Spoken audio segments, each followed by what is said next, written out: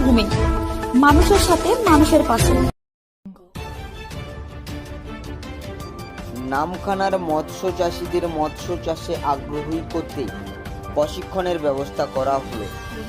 সোমবার দক্ষিণ 24 পরগনা জেলার নামখানা ব্লকের দক্ষিণ চন্দনপুরি বিবেকানন্দ ওয়েলফেয়ার সোসাইটির উদ্যোগে বায়োপেক ইনপুটস প্রাইভেট লিমিটেডের পক্ষ থেকে মৎস্য চাষীদের নিয়ে প্রশিক্ষণ দেওয়া হয়।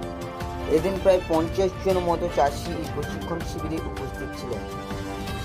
এই বিষয়ে বায়োপেক ইনপুটস প্রাইভেট লিমিটেডের সেলস ম্যানেজার সঞ্জীব দে বলেন, মূলত আজকে আমরা এখানে উপস্থিত হয়েছি বায়োপেক ইনপুটস প্রাইভেট লিমিটেডের পক্ষ থেকে। এখানে যারা মৎস্য চাষি আছেন সেই মৎস্য চাষি বন্ধুদের আমাদের যে উন্নত প্রযুক্তির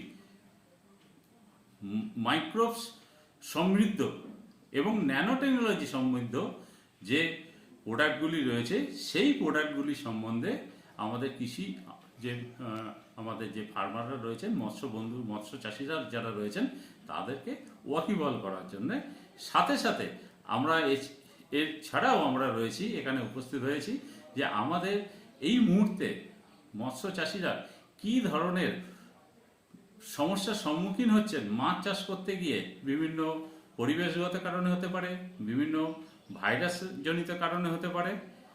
তো তার যাতে উপশম হয় এবং তার থেকে যারা মৎস্য চাষিরা রেহাই পান সেই বিষয়ে বিশদ আলোচনা করার জন্য আমরা এখানে উপস্থিত হয়েছি।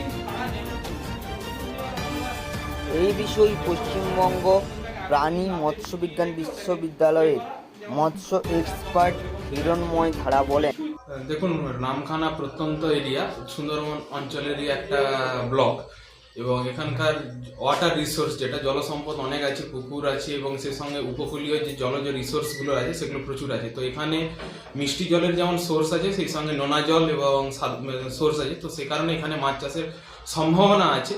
কিন্তু যেহেতু প্রত্যন্ত অঞ্চল সেহেতু এখনো পর্যন্ত বিজ্ঞানসম্মত উপায়ে এবং পরিকাঠামোর অভাবে এখনো পর্যন্ত পুরোপুরিভাবে এখানে পরিকাঠামো গড়ে ওঠেনি। সেই জন্য এখানে অসুবিধা কিছু দেখা যাচ্ছে, কিন্তু এখানে সম্ভাবনাময় ক্ষেত্র হিসাবে মৎস্য চাষের ক্ষেত্রে এটা বলা যেতে পারে নামখানা। এই বিষয়ে দক্ষিণ চন্দনপুরি বিবেকানন্দ ওয়েলফেয়ার সোসাইটির সম্পাদক ডক্টর শান্তনু বেরা বলেন, আমরা সবাই বলি মাছে ভাতে বাঙালি, আর বিশেষ করে সুন্দরবন এলাকার মানুষ তারা কিন্তু মাছের উপর খুবই নির্ভরশীল এবং এখানকার মানুষের যে নিত্যনৈমিত্তিক জীবনযাত্রার মধ্যে খাওয়া দাওয়া, পুষ্টি এগুলো নয়, তাদের হচ্ছে জীবন ধারণের জন্য মাছ একটা ইম্পর্টেন্ট একটা অংশ। এবং সে জায়গায় দাঁড়িয়ে আজকে আমাদের বিবেকানন্দ ওয়েলফেয়ার সোসাইটিতে আজকে মূলত এখানকার যারা মাছ চাষি আছে তাদেরকে সচেতন করার জন্য একটা প্রোগ্রাম নেওয়া হয়েছে। সে জায়গাতে আমরা আজকে আমাদের মধ্যে ফিশারি এক্সপার্ট এসছেন এবং সেই ফিশারি এক্সপার্ট আজকের এখানকার চাষিদের যে সমস্ত সমস্যা আছে চাষ করার ক্ষেত্রে সেগুলো নিয়ে যেমন তুলে ধরছেন, তেমনি এর সমাধানের জন্য কি ধরনের প্রোডাক্ট ব্যবহার করা দরকার সে জায়গা নিয়েও এখানে আমাদের বলা হচ্ছে এবং সেই ধরনের প্রোডাক্ট যেগুলো আমাদের মার্কেটে অ্যাভেলেবল আছে সেই ধরনের প্রোডাক্টগুলো নিয়েও আলোচনা হচ্ছে। সেক্ষেত্রে যারা কোম্পানির সিনিয়র এক্সিকিউটিভ তারাও এসছেন, তার সাথে সাথে আমাদের হিরণময় ধারা যিনি ফিশারি এক্সপার্ট উনি কিন্তু চাষি ভাইদের সঙ্গে কথা বলছেন, তাদের কি সমস্যা বা মাছের কি রোগ হয় সেগুলো কি করে ট্রিটমেন্ট করতে হবে সেই বিষয় নিয়ে কিন্তু বিশদে আলোচনা করছেন।